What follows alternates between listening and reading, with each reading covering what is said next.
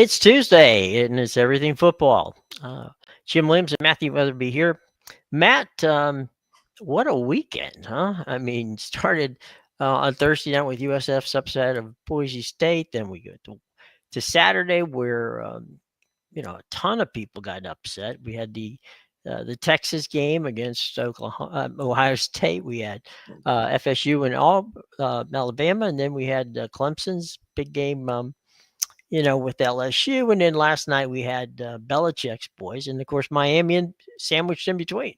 Yep, yeah, it was a massive weekend. One of the better opening weekends that I can recall in recent memory, just in terms of you had a good matchup. Seems like every single window of the slate, whether that be Thursday, all the way Thursday through Monday. I will tell you, I've been doing this now for painfully have to say 52 years. And I don't think I can remember a week one where there's been more consequential games than there has been this week that we've seen. Normally, everybody goes and plays the cupcakes. So, you have one or two of the kickoff classics, right? Where everybody's looking at how that works, but not, banger after banger after banger. I mean, they were all, starting, as we said, with USF's upset over Boise State, and then Texas and Ohio State, followed by FSU and Alabama, and then we had the game with LSU and Clemson, and of course last night's game. I keep forgetting Miami. Look, anytime Miami plays Notre Dame, I'm good with it. That's always a good one. And then of course, as I said, last night's game with UNC. Yeah. So the you were talking about the matchups, and 4 top teams lost this week. Now a lot of those were a result of playing another top 10 team. Right. Somebody had to lose in Texas, Ohio State. Somebody had to lose LSU, Clemson, and Notre Dame, Miami as well. Sure. Lose, but still, Bama lost as well, and it just gives you a lot of room for shifting. And granted, those are preseason polls, and sure. I'm not a massive fan of preseason polls just because they seem a bit baseless, in my personal opinion. But as the way they were ranked, they are top 10 teams currently, or were top 10 teams. And Matt, you had a good point. Okay, let's just take your premise there of the top teams right in the country, in the top 25. From last year's preseason top 25, 13 of those top 25 teams at the end of the season weren't in that top 25. So you might as well take a dartboard out there and throw it. I mean, okay, Ohio State probably, Alabama probably. I mean, you can name 10 teams and probably get them right. Yeah, but beyond that, it's really a dice roll. Tell me how many people had SMU in their top 25 last year. No one. I think now more than ever, they had a lot more of a claim before the transfer portal, but when the transfer portal got introduced, and with the rapid movement and the way rosters change year to year now, they have absolutely no basis, in my opinion. Also, returning players is, I feel like, something that kind of gets misconstrued as well. And maybe even overvalued would be the best term, because Clemson had a lot of returning players, and they did not look very good on Saturday night. No, and that one to me was a very important game because we know that Brian Kelly at LSU has been. Everybody keeps looking at him going, okay, Brian, when is it going to happen? You've got that team. It's not like he doesn't have talent. LSU always has talent. And you just keep saying, okay, all right, when, come on. And all of a sudden he ain't there. But he beat Dabo Swinney and Clemson at their Death Valley. And I can tell you, having done games in both places, I would rather go to Clemson and play there than I would at LSU. There is no way in hell that I want to go to LSU at night and play a football game. That is just, it's beyond, I can't, it's hard to explain to people who haven't been there how absolutely bonkers that place is Yep. on a on a Saturday night. Yeah, it's indescribable. I think Yeah. would probably be the best word to I mean, Mhm. you've got a bunch of Cajuns. You've given them all day to tailgate. Right? They're And fired they up. know how to tailgate, let me tell you. Yeah, they hate you more now than they did when they woke up. But, Oh, man. no, I do think that LSU kind of falls on it's kind of a theory that I'm workshopping going into this season Okay, because I had 2 examples last year. The 2 okay. examples that I had last year on this are Ohio State and Ole Miss, and it's the Mhm, kind of my all-in spectrum, right? mhm. Right. You bring back the correct guys, and you went out in the portal and you supplemented in the right places to kinda Mhm. go all in on a year, right? Right. LSU falls into that category this year. Mhm. And because they went out and they brought back the guys they needed, and they went out into the portal and they brought in the necessary pieces in the places defensively, mainly defense and receiver were the 2 places that they supplemented the most in the transfer portal. And so now which side of that all-in spectrum are you going to fall on? Are you going to fall on the Ohio State side where everything clicks and you can go on a run and be in the national title conversation, or are you going to fall on the Ole Miss side where your talent shows here and there, but ultimately you're too inconsistent and you find yourself on the outside looking in at the end of the year? Can I throw a name in there for you and get your opinion on it? Yeah, How about Kenny Dillingham out at Arizona State? I mean, he did one hell of a job of doing exactly what you said, and that was, where do I need help on both sides of the ball, in his case? yeah, And he just, he took a roster that had 75 new players, okay, yeah, and changed it totally around. yeah. No, I mean, I liked what Kenny Dillingham was doing Mhm, when he got the job. I felt like it was the right guy for the job, mhm, being an alumni there, and mhm, I like what he's done this year. I like the fire and the honesty that he has in interviews. That's mhm. honestly one of my favorite things about him. 'Cause I mean, he gets up there and he tells you the truth. Man, I think there was a shot of him, Mhm, after their win the other night, mhm. and he was just pissed. I mean, pissed because they gave up a last second touchdown to Right, right. Northern Arizona Yeah, and made the game a little bit closer there at the end yeah. than I think he would have A liked. little closer, yeah. Yeah, I don't think he was happy with his execution late in the 4th quarter, Mhm. which is an odd, I guess anyone can do it, but Sure. it's one of those hallmarks of like, "Hey, like, start to end, we care about the details here. It doesn't Mhm, matter if you're starter, doesn't matter if you're second, doesn't matter if mhm. you're third. The details matter, and you need to go out on the field and execute when it is your time to execute." The other thing I like about Kenny is that he he eats, drinks, and sleeps Arizona State, Yes, he does. you know, and he's not you don't have to worry about if you go to Arizona State, Kenny Dillingham is not leaving, Yep. and he had a ton of offers, and he didn't go anywhere, Mhm. and, there's no doubt in my mind that, Arizona State's gonna be there again in the Big 12, and I was kinda bummed. I thought Utah would do well, okay, against UCLA. I didn't think they'd do that well.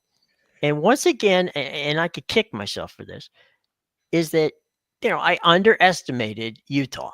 And it seems like every year, everybody underestimates Utah. They had a bad year last year. They had a bounce back this year. There's no reason for me anymore to doubt that Utah is probably going to give Kenny a lot of trouble in the Big 12. Yeah, no, Utah's a case of Kyle Whittingham's been there forever. Hmm. He knows the identity of his football team, and he's Right. going to build his football team to his identity. Right. And so, I mean, Devon Dampier came out there and he played fantastic Hmm. on Saturday, or was it Friday or Saturday? They play Saturday night. Saturday night. Saturday night. Saturday. Yeah, yeah. Yeah. But as much as that, UCLA probably feels like they got gypped a little bit Hmm. in the Nico Iamaleava and Joe Right. Aguilar sweeps or the Right. swap of the offseason Right.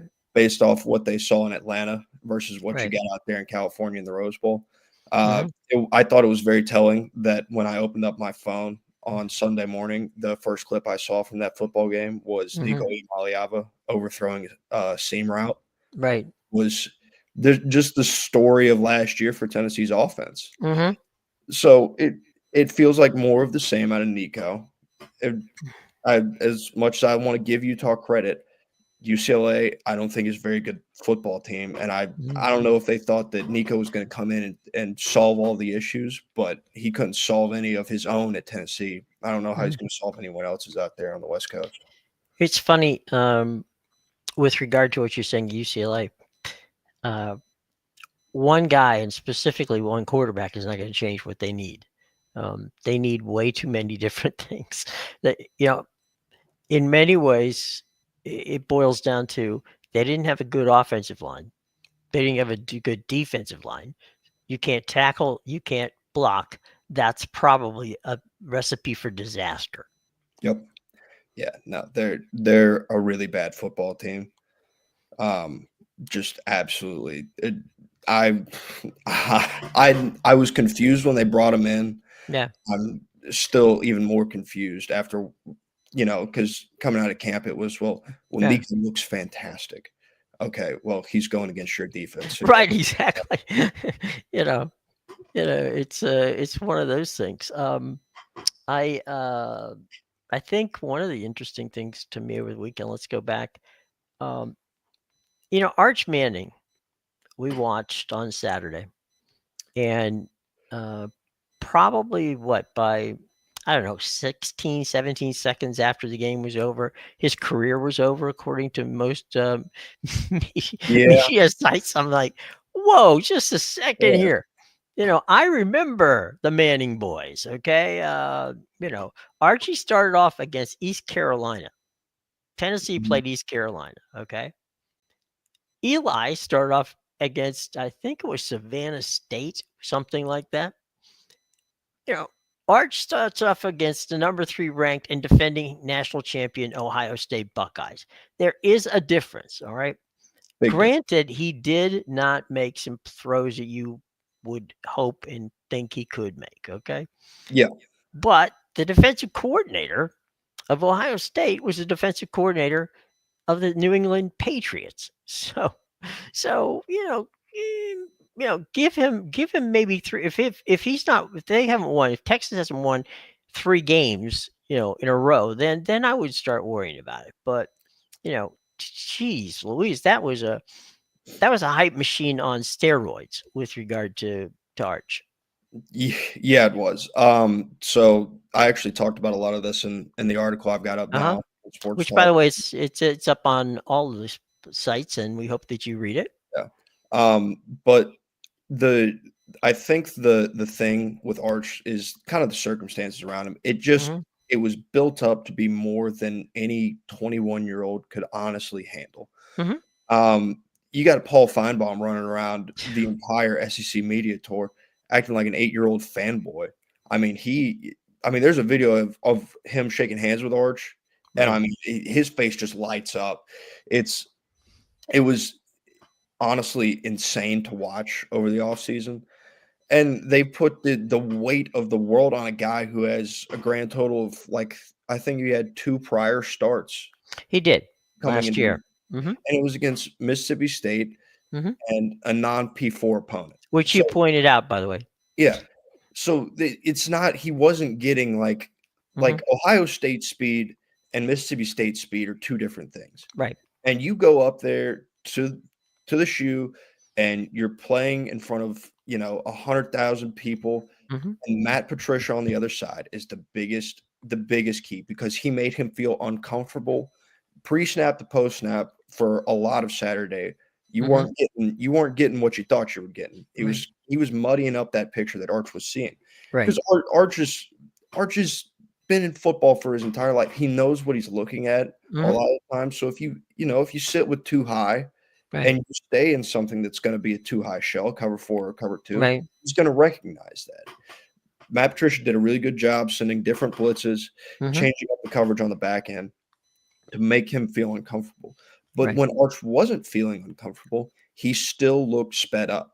And I think the most glaring example of that is that the throw that's gone viral now of where I don't know, I think it was play action, could have been an RPO, Right. but he takes him and he's got a guy cutting across the middle, and the shot is It's a dead on. seam route. Yeah, and he throws it above and behind his receiver, and hits the receiver in the hands. You can discuss whether or not you want it to be, receiver got hit in Right. the hands, got to catch that. It was a really tough catch to have to make, but you look at his mechanics, and his hips are square to the receiver that he's throwing to. Mm-hmm. That's not fundamental football in any case. It's everything was sidearmed. Mm-hmm. It and it's mechanic stuff like that that are that scream, hey, like this kid, he's feeling the moment because he's not doing what he knows how to do. He's sped up. I asked Archie 3 once about, what when you get excited, right? Mhm. And you're a kid in college, what's the biggest mistake as a quarterback you make? And he said 9 times out of 10, it's because when you're excited, you have a tendency to throw the ball high. He said, Mhm. which is the worst thing you can do because obviously it can be tipped and it can be intercepted. It can be anything. But and that's what we saw from March. We saw a couple of short arms where he, had a guy open on a bubble screen or something like that. He threw the ball at the feet, so Yeah. he spiked the ball. And then a couple of times, as probably the last drive when it seemed like he was actually kind of getting used to what Mhm. he was seeing, and all of a sudden he's throwing the ball high, Yep. and he's excited, he wants to make it work, and it's just like any other sport. If you try too hard, you're probably going to fail, Yep. and I think that's it. But as your article says, and I agree with you that everybody should go out there and read it. There's all over it's just all of our sports talk sites. Mhm. By all means, check it out. You give what I consider a very fair estimate of what can happen. I mean, could Texas still win the national championship? Sure. Could Absolutely. could he steal the Heisman Trophy? Probably. It's possible. However, you still got to play the games, and we'll see how that works out. Yeah. He has three easy opponents Hmm. before they travel to Gainesville. That Hmm. game in Gainesville is going to be your true litmus test on what 2025 will Right. look like for the Texas Longhorns. Absolutely. And now let's move. Speaking of the SEC, let's move to Alabama and their game in that afternoon game against FSU. Um, Mm. Mike Norvell um, has Gus Malzahn now calling the plays, and Gus put on a masterclass Yes, against Alabama. And people forget that when Gus Malzahn was in the SEC, he did a pretty good job against Alabama. he was Nick Saban's headache. Yeah. Oh yes, he was a thorn in his side, and he, if anybody knows how to dial up an offense, it is Gus Malzahn. And he had the quarterback to do it, he had the weapons to do it, and if anything, I know that there are a lot of people out there that wondered what was going to happen with FSU. After that season last year where they only won 2 games.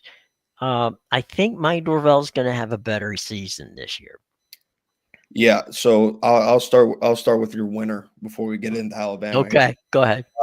FSU looked worlds different on both Mhm, lines of scrimmage, which mhm, was their issue last year, right. and just a complete overhaul. I mean, you've got guys just straight up bullying some of those Alabama linebackers at times. Mhm, And stop me if you've heard this before, but a running quarterback hurt Alabama. Not the first time it's happened. Definitely not going to be the last time it happened. right. They outsped them. They Yeah, outsped them offensively. When right. they got to the outside, Alabama couldn't keep up, which was shocking, I think, for a lot of people, especially based off what everybody had said coming out of camp. Because I mean, they were raving about this Alabama defense, Mhm, like loved this Alabama defense, and then they came out on Saturday and they looked flat. I mean, and I think there's a lot of credit that needs to be given to Florida State in sure. that because they knew what they wanted to do and they executed their game plan to perfection and they out physicaled Alabama on Mhm. the offensive side of the football. Well, I don't think there's any question, and you got to wonder. you talked about Paul, and Feinbaum is uh, is a brilliant writer, by the way. Yeah. Um, before he got into radio, but he spent so many years in Tuscaloosa and in Birmingham that you know, and it's fair. I mean, it's fair. He's going to be a little of an Alabama guy because Yeah. he has seen and he got to know. He and Saban became good friends, and okay, fine. You're gonna get a little bit of Alabama on everything that Paul does, Yep. and you take that into consideration, Which I find funny because he graduated from the University of Tennessee. right? Odd, but okay. Um, but anyway, he made his living at Alabama, Yep. so that's or at least in the Alabama, ecosphere there.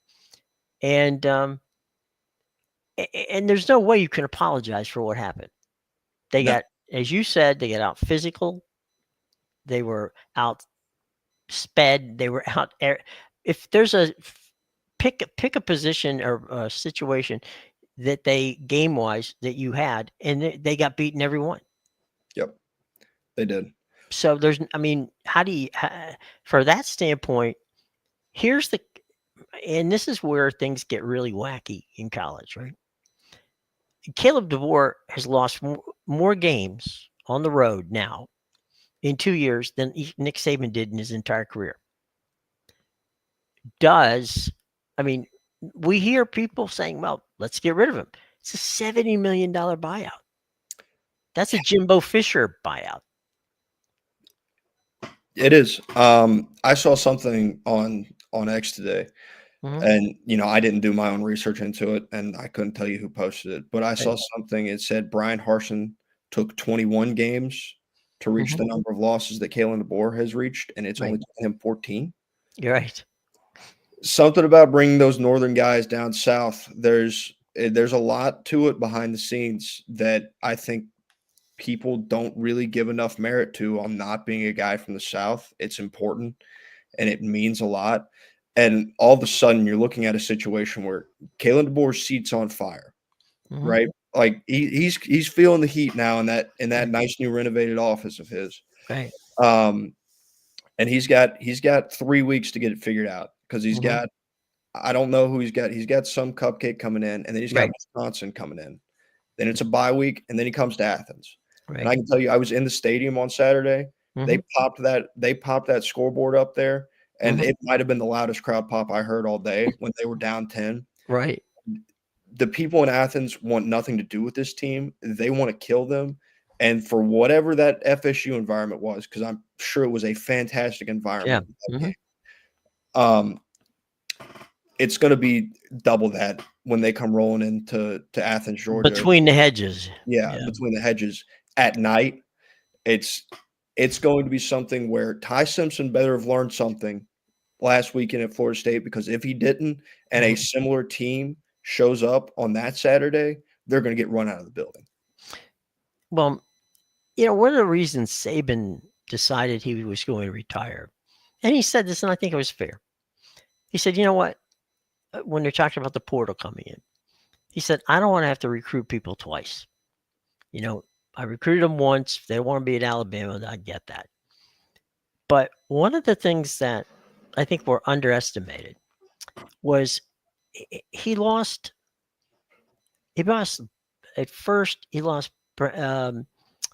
Kirby Smart is who was his offensive guy. Or, I'm sorry, his defensive guy. Yeah. And then he lost Josh McDaniel, and then he lost what he just lost.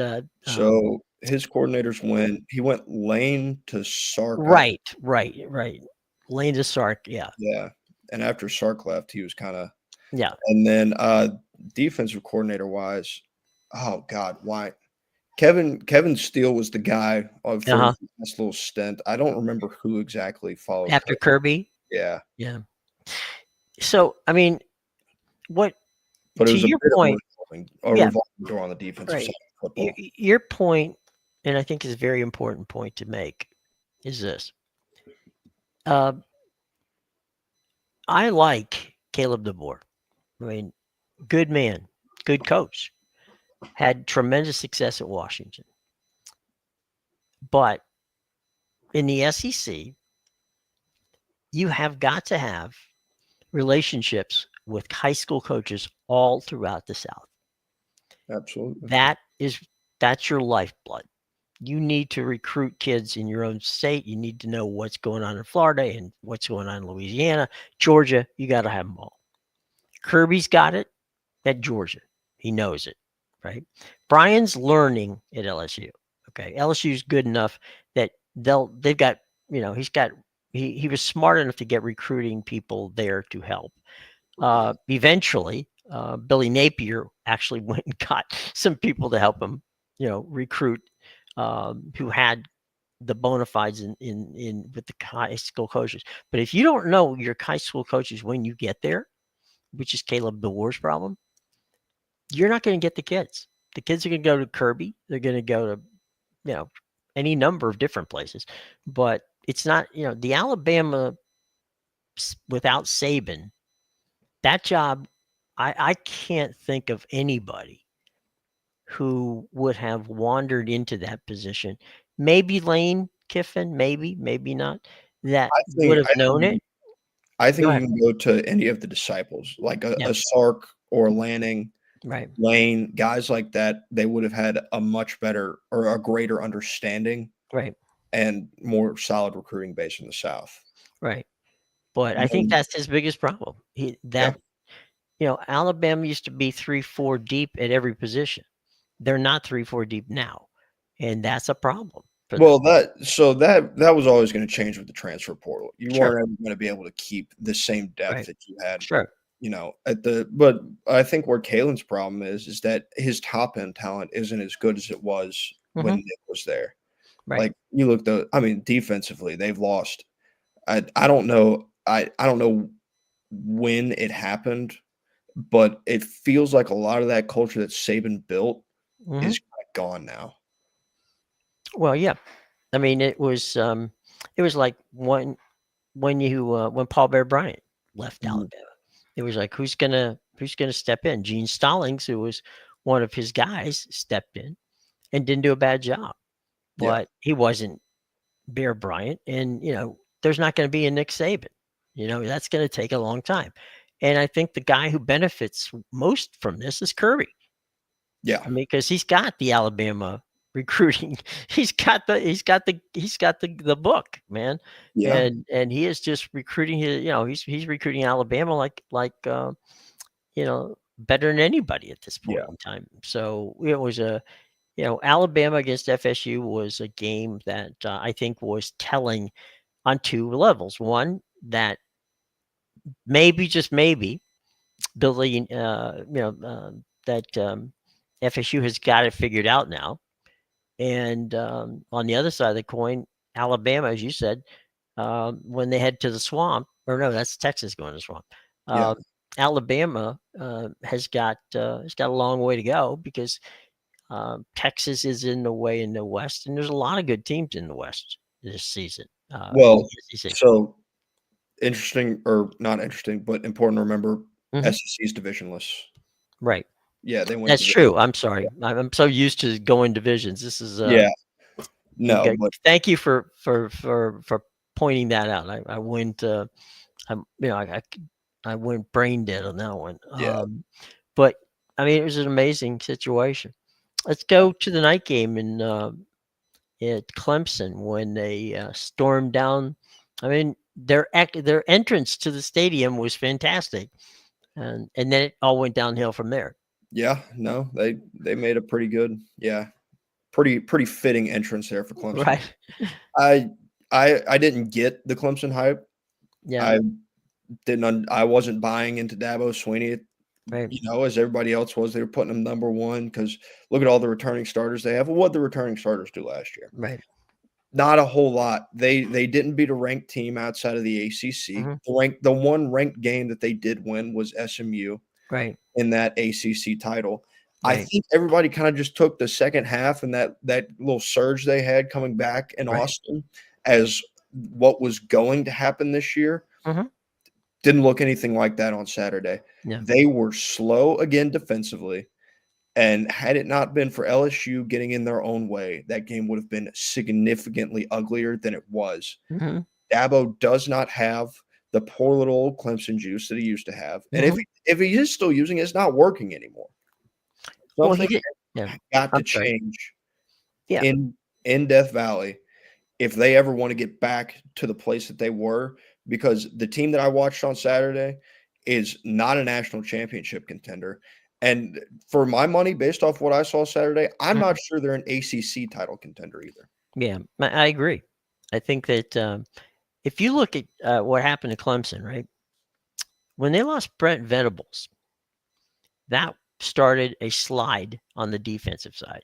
Now, I heard nothing but roses being tossed at the defense of Clemson. It's like nobody was talking, they weren't really talking much about the offensive side, but man, oh man, were they talking defense? Well, I don't know where the hell that showed up because they didn't play on, you know, if you're not going to play um, tough defense at home against LSU, um, please do not tell me that you're going to stop Miami.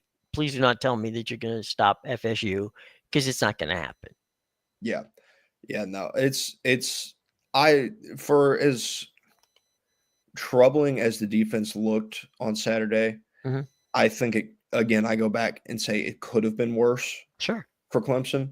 And I guess, luckily it wasn't for them. Their offense is a problem, and it has been a problem for a Mhm. while. We were all told that Garrett Riley going over there after Mhm. TCU's national championship run in 22, that Mhm. Garrett Riley was going to fix everything.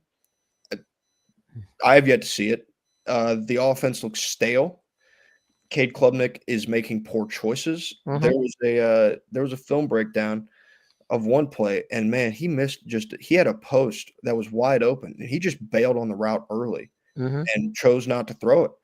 And for as long as Cade Klubnik is like a one, maybe two, pull it and run, Mhm. it's gonna be hard for Clemson to really get out of that offensive funk. Right. And the funny thing is that that's Dabo's thing. Dabo's the offensive guy. For many years, Dabo called the offensive plays. Yep, So with Klubnik, though, the thing to me is he's got happy feet. You he know, does. he's one of those guys. Okay, as you said, read one, read two. Just because even when he was throwing the ball, he wasn't set. So they just didn't show up in the way that you would expect them to. But again, that was the Klubnik was okay. We're looking at that and going, all right, fine. That didn't work. But the fact that all season, I'm sorry, all off season, I should say, people were just gushing over that defense. I'm maybe I missed something, but I didn't see anything that caused me to gush over anything there. No, and that's what they had a team speed issue last year, Right. and everybody's like, "Well, they've got all these returning starters coming back on defense." Okay, but they didn't get faster. They didn't Right. magically gain a mile per hour on the speed. They didn't magically get a little twitchier or anything like Right. that. They still have the same issues. It's just in a different branding now, Right. different season. So the same team speed issues apply, which is what Mhm. would make me nervous for a Florida State and a Miami, because Florida State looked fast on Saturday. Miami looked really fast on Sunday. They Yes. don't they don't have the team speed on either side of the football, frankly. The Mhm. receivers have gotten better. They're returning to form, I think, but Mhm. I still don't think they're there.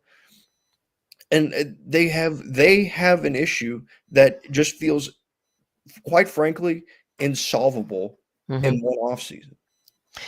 You know, let's lead into what you just said.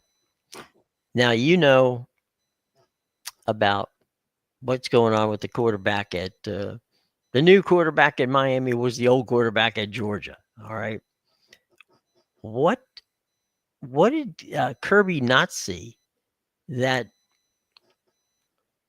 Mario Cristobal did? I struggle with people saying that Georgia. When people said that Georgia had a Carson Beck problem, like in the Mhm. offseason, talking about it, I don't think they were talking about talent wise. I just don't think he really gelled with the locker room. Okay. Fair And enough. they said, well, how come Georgia couldn't win with Carson Beck? They went 10-2 last year and won an SEC title. When they Right. lost Sugar Bowl, they lost with Gunnar Stockton at quarterback Right. and Carson Right. Beck. Carson's talent was never an issue. Mhm. You know, he beat Texas in Austin. He did everything that he could in the second half of that football game in Tuscaloosa last year, Mhm. in that one as well. Obviously, Ole Miss was a little bit shaky, Sure. but I think that people just kind of had a bit of an overreaction. Okay. But also, more than that, Miami runs a much more complex spread offense than Georgia does. Mhm. Just plain and simple. They talk about Kirby he kind of has his offensive coordinators in a box. Mhm. Todd Monken was an outlier, but they've got a script that they kind of have to follow. Mhm. And Kirby doesn't want to lose the game on offense. Right. Which And is why he's such a good defensive coach. and you know, Yep. and Carson went down there to Miami and he played fantastic Mhm. because he's the same talented guy Mhm. that he was last year, but he's just got a little more freedom now. They talked about it on the broadcast. He's allowed to make more checks at the line Mhm. this year than he was allowed to at Georgia. At Georgia, he's allowed to check from like one run to another, Right.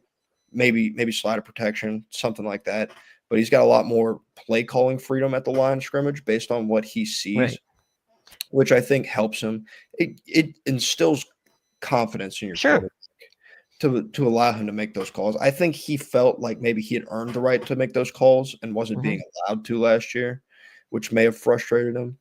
But I see it as a win-win for as many people want to make it a negative. Miami got the guy that you saw on Sunday, Mhm. and Georgia got a guy who fits their system and their locker room a little bit better than Carson did. And you know what? There's nothing wrong with being in a situation like that. And I think that you made a great observation with regard to what Carson's allowed to do things he wasn't allowed to do at Georgia. Todd Monken told me that Carson Beck can play football anywhere. That it wasn't. In some ways, he echoed what you're talking about. That he thought that Carson was maybe being um, a little upset at the fact that he just didn't um, get to do what he wanted to do when he was at Georgia. Um, and that's okay. I mean, you find that out, and it's not a slight against Georgia. It's not a slight against him. But you know, Todd's who recruited him basically said, look, he can play anywhere. And the point that you made is the reason that Cam Ward ended up in Miami. He had the same frustration situation where it was like, I'm supposed to be the quarterback. I'm supposed to run the offense. And, somebody get the damn training wheels off me. And Cristobal does it. I mean, he basically says, fine, you want to run the offense. We will give you the playbook. But if there's something there you see that we don't see, go ahead, go for it. They're Miami really impressed me on Sunday. I Going back to last Thursday, I picked Notre Dame Hmm. and I pointed to their physicality because I knew that physicality would transfer and I knew the way that Marcus Freeman liked to build his team. And I just kind of figured that, they were going to play probably a little bit more conservative game, but kind of lean on Miami. Miami Hmm. flipped that script. They were the more physical team, offensive line and defensive line on Sunday night. And that's what surprised me most and would give me the most hope as a Miami fan going forward into the rest of the season. I mean, their receivers looked fantastic. Both lines of scrimmage looked fantastic. The secondary, their defense played, worlds better compared to last year. That was Miami's problem last year. That's what Hmm. stopped them from being in the college football playoff. Is at the end of the year, their defense just fell apart on the back end. So with all those things ironed out, the right Hmm. skill position guys in place, and really good, strong physical play on both lines, Hmm. the state of Florida now, it should feel more back than they ever have been Hmm. for recent memory. Florida State looking the way they did, Hmm. what I believe Florida can do this year, Yeah. the way Miami looked, USF as well. Hmm. They're not some slob. Now they've got Miami and Florida respectively coming up in the next couple of Right. weeks. that might slow their hype train just a tad bit, at least for most people on the social perception Right. side. But the state of Florida is in a really good place for football.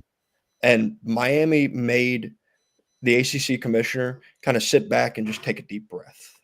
Like, all right, we got after what happened on Saturday, Right. we've got a much deeper and better conference this year. There's going to be a lot more eyes on the ACC come this year.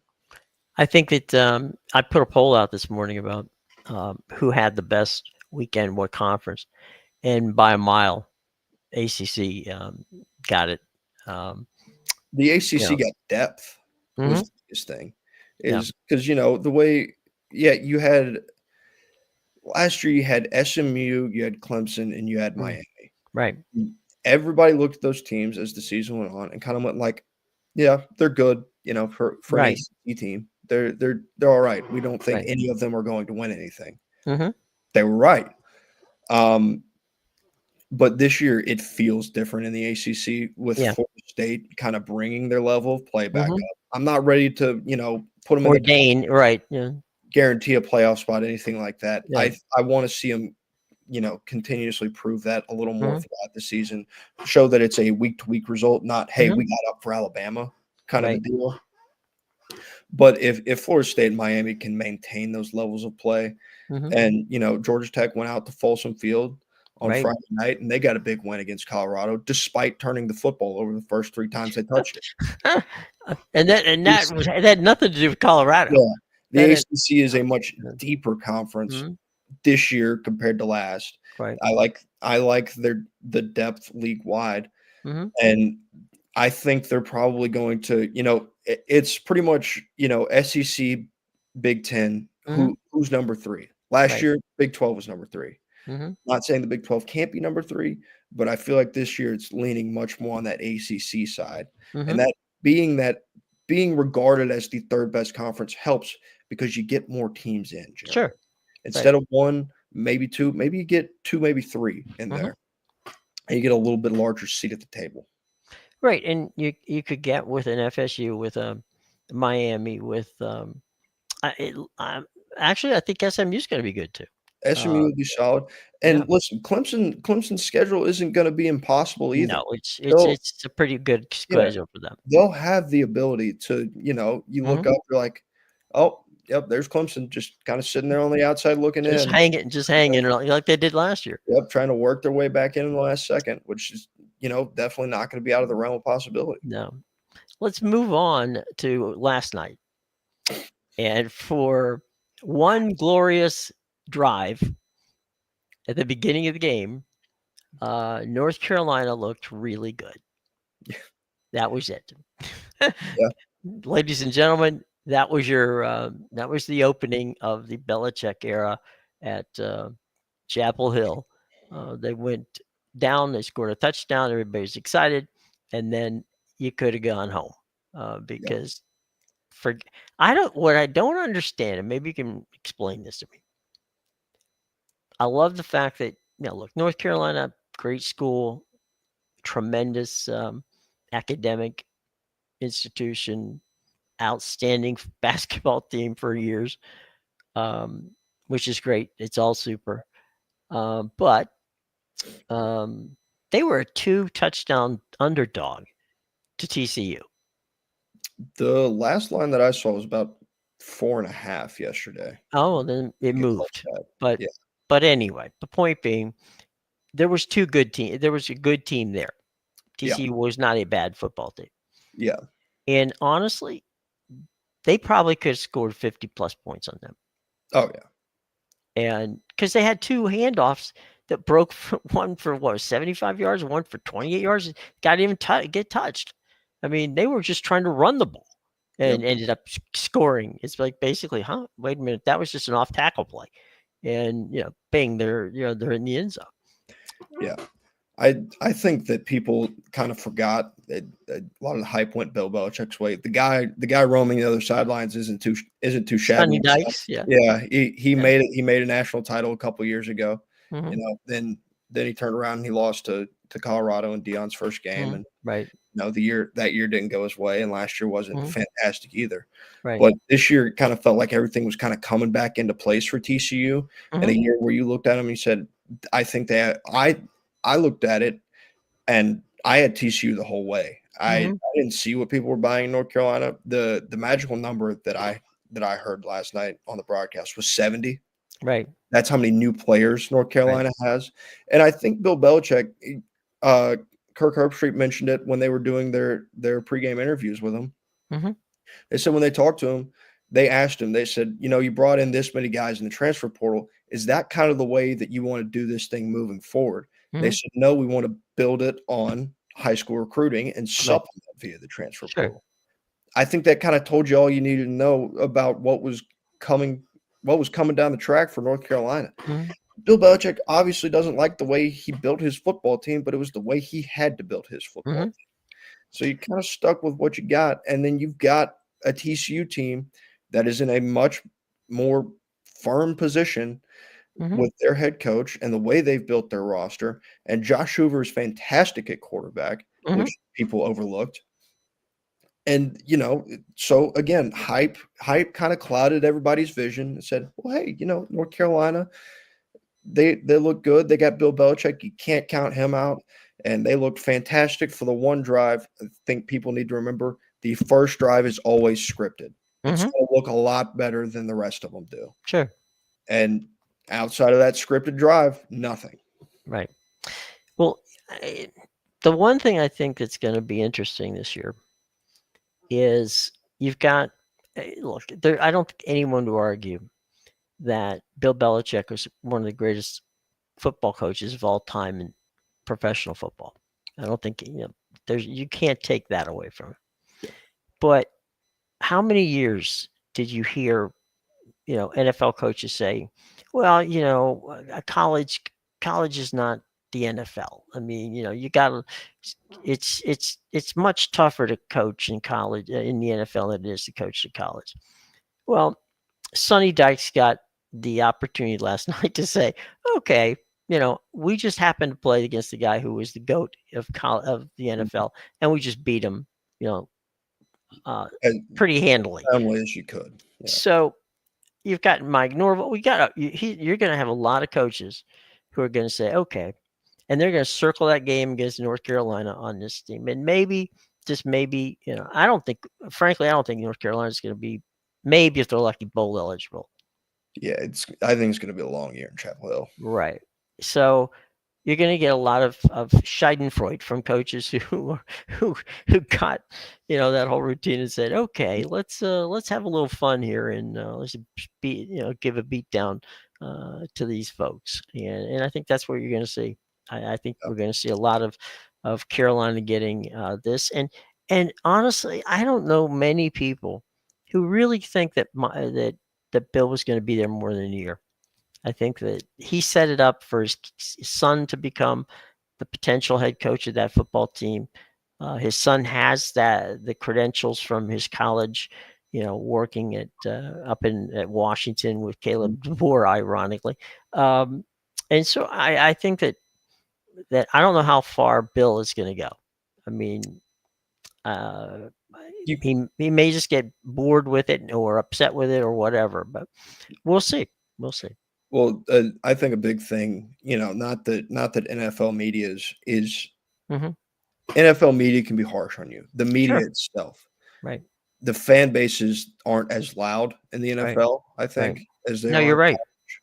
So there's going to be a lot of noise, and especially with the way the offseason went regarding him Mhm. and his relationship status and Right. everything like that, Sure. it could get really old really fast Mhm. for Bill. And it could hit him mid-season, be like, wait a minute, I've won how many Super Bowls? Mhm. Why am I taking this from Right. these people in college? I was supposed to come here and help them with this. Mhm. Maybe it's time for me to.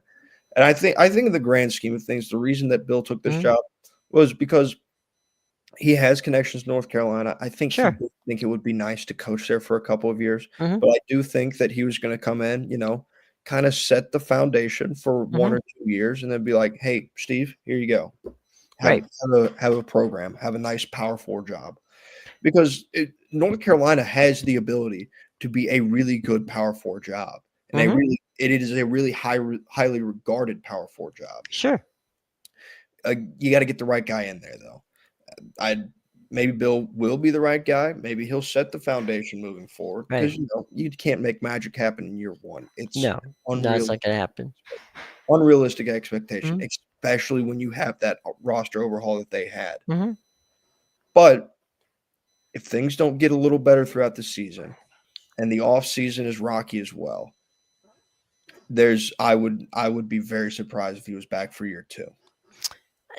The one place I thought that he might take the job because it's not the money Mhm. because Yeah. Bill's made money and doesn't need it. I thought because of his dad, he might have gone to Navy because I think that would have been a good fit for him. Yeah. Uh, you know, it's The way they would do their training and their Mhm. programs and stuff with the military and everything Right, fit what Bill likes to do. right, and the fact of the matter would be that there'd be a great shining light on him, but the shining light would be on the Naval Academy. Yep. And basically, um, yeah, he would be in a G5 league, but at the end of the day, nobody would matter. It would care. They'd Yeah. go, okay, if he goes 8-9 or whatever, You make a bowl game at eight, Navy, it's yeah, fine. It yeah, make exactly. you make a bowl game and you beat Army, that's a good year at Yeah, Navy. that's a very good year. And throw in the Air Force, and you get Yeah. the very cool trophy, the Commander in Chief trophy. So yeah, I mean, I would have thought that would have been a good fit for him. I do know the history at North Carolina, and I do agree that it's a great job. But it just seemed to me that you know, it everything looked like it just kind of fumbled out of the whole thing just rolled out poorly. Yeah, Um, the whole 33rd team thing right. and the way they were building it, all these guys have NFL experience. They got Michael Lombardi in there, the Sure. former GM, Right. to be the GM at North Carolina. Right. And all that's fine and well, but it is important to remember that with NIL Hmm. and the transfer portal, yes, it's more like the NFL than it ever has been before.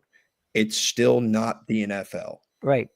It's a very unpolished product throughout, multiple levels. Part of why people love it so much is because you get these like, what in the world was that guy doing on that play? Why was he doing that? Right. Oh wait, he's 19 years old. He's started 3 games. That's why he's doing that. Right.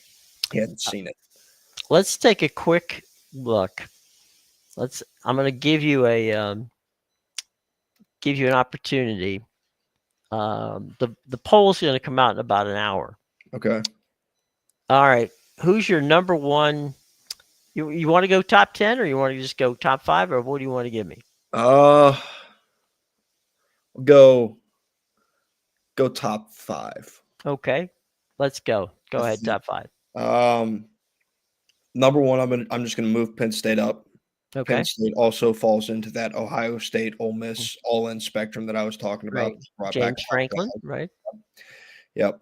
So we'll go Penn State 1. Yep. Um, I'm gonna be honest. I'm gonna put Georgia 2 Okay. because They were ranked 5, so they were ranked 5. you're pushing them up to I'm 2. pushing them up to 2. I liked a lot of what I saw out of Georgia on Saturday, and I Okay. was a big fan. A lot of the two things that people talked about most last year when it came to Georgia was the Mhm. run game wasn't the same and the defense wasn't the same. Right. Both of those looked worlds better, and I'm not even talking run game. The scheme looked significantly different. You've got another aspect with Gunner being able to run the football. Right. And something because I watched every Georgia game last year, as I Mhm. watched the speed on defense, it felt like like on Saturday, Marshall was playing in a lot less space than Mhm. teams played in last year, Okay. which is a big thing. Um, Number 3, I'm gonna leave Ohio State there. Okay. I liked the win at Texas. I think neither of those teams showed us really any kind of semblance of what they can be. Very Mhm. conservative game game planning from Ryan Mhm. Day and Julian Sand. I liked what Right. I saw out of Julian Sand, and I Mhm. think their defense is going to be fantastic again this year. Mhm. Those linebackers, Sonny Styles and Arvell Reese, Mhm. are going to be in the conversation for the best linebacker tandem come year's end. No doubt about that in my mind, especially with Matt Patricia dialing it up. And I think the offense will come along in the later part of the year. I love Julian Sand coming out of high school. Mhm. Still love him now. And I think it's going to take him a little time, but I think he's going to be a really good quarterback come year in when he's had the time to settle into that system and really Mhm. get comfortable and get a better rhythm with his wide receivers. Number 4 is going to be LSU. Okay.